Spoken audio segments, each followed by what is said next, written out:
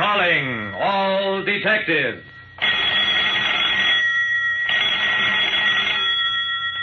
When too many Santa Clauses came to a Christmas party, what happened was something new in the way of crime.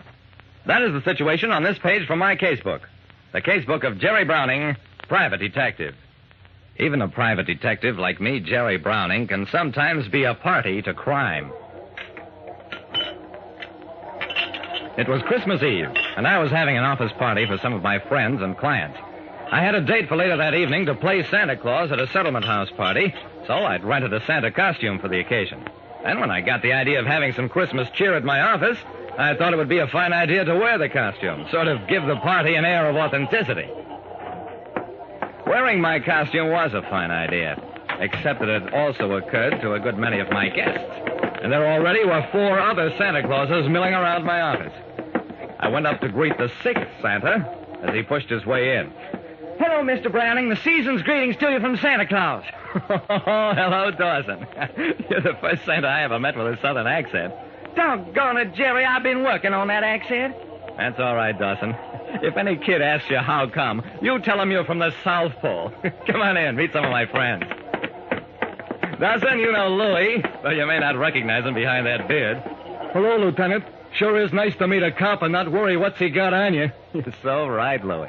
Dawson, I want you to meet Mr. Wilbur Norris, Vice President of the Great Valley Railroad. Lieutenant Dawson of Homicide.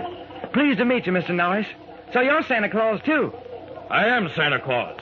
At the party in the terminal tonight. I'll come in a special train direct from the North Pole.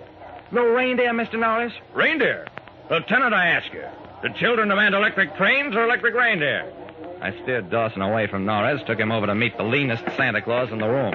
Lieutenant Dawson, meet Mr. John Cooley, head of the Investigations Department of Consolidated Insurance. Pleased to meet you, Mr. Cooley. I've heard a lot about you.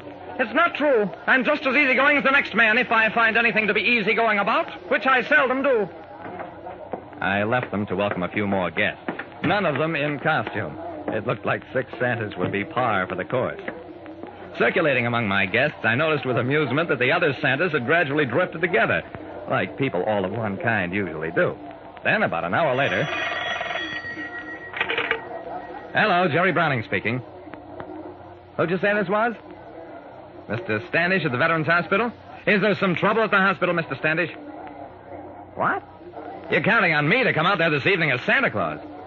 Oh, there must be some mistake, Mr. Standish. I have a date at the Sarah Jennings Settlement House as Santa. Well, no, sir. I never got any message from you last week. I'm very sorry, Mr. Standish. I just can't disappoint the kids. I'm sure you'll be able to get somebody else. It was just one of those things. A message I didn't get. But I felt terrible all the same, thinking of those guys at the Veterans Hospital.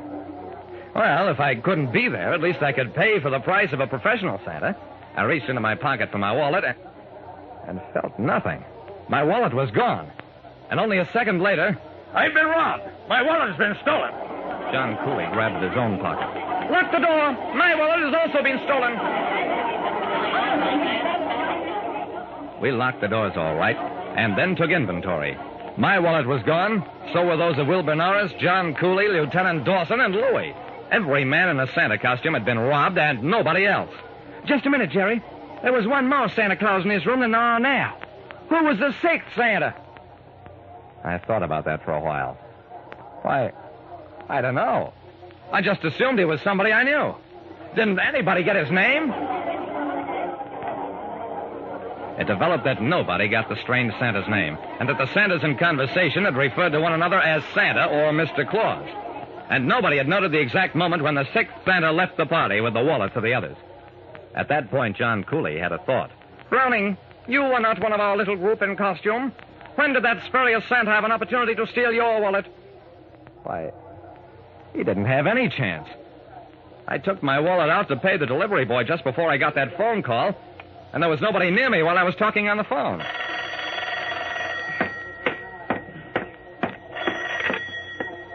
Hello, Jerry Browning speaking. Lieutenant Dawson? Yeah, he's here. Dawson walked over, took the phone. Lieutenant Dawson, homicide. Wilton's department store burglarized? But Commissioner, I'm homicide, not burglary.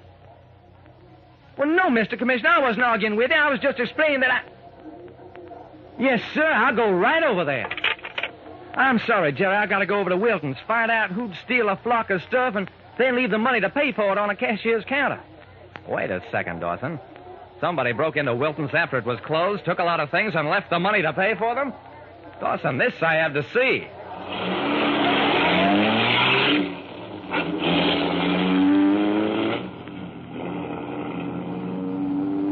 Norris, Cooley, and Louie insisted on coming along, too. On the way, we took inventory of our losses. They came to $900.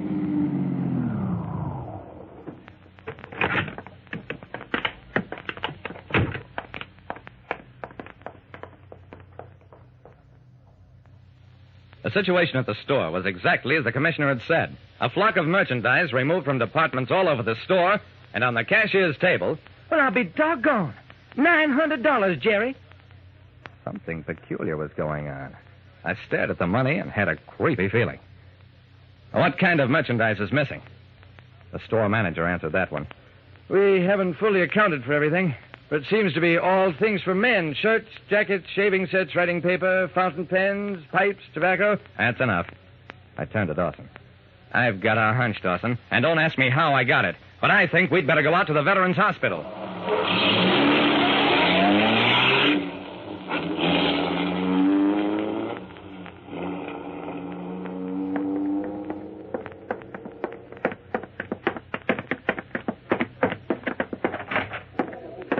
Mr. Standish, the hospital superintendent, met us at the door.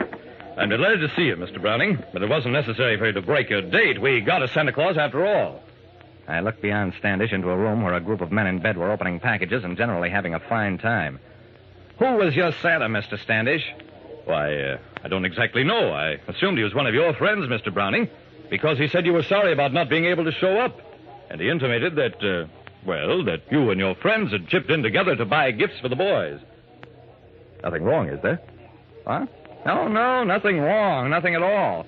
And by the way, how did this Santa come here? In a carriage drawn by horses. Thought it a bit odd. Come to think of it, how did he get through the gates? The gateman didn't phone up here about it. Just then, Dawson came running up. We'll get that guy, Jerry. I got the footprints of the horses, and here's some hairs one of them must have shed. We can identify an animal by its hair just as easily as a human being. Yeah, Dawson, sure we can. I steered our group toward the door. Sorry we bothered you, Mr. Standish, and tell the boys Merry Christmas from all of us. Norris, Cooley, and Louie exchanged looks. Then... Jerry, me and Mr. Norris and Mr. Cooley decided if it's all the same to us, we just as soon forget about that dough. And we got to get going. Very busy night ahead.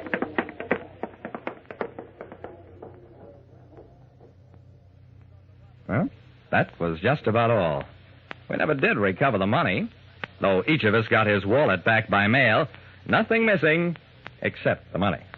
We never learned the identity of the sixth Santa Claus either. But the day after Christmas at the crime lab, where Dawson insisted on taking the horsehairs for examination... Jerry, the lab man says these are reindeer hair. What do you think about that? I smiled at him. Dawson, I haven't got a thought in my mind. And that was absolutely all. Like I said, there are parties to crime, and mysterious parties of the second part. And for my part, my sole comment is, Merry Christmas to all, and to all a good night.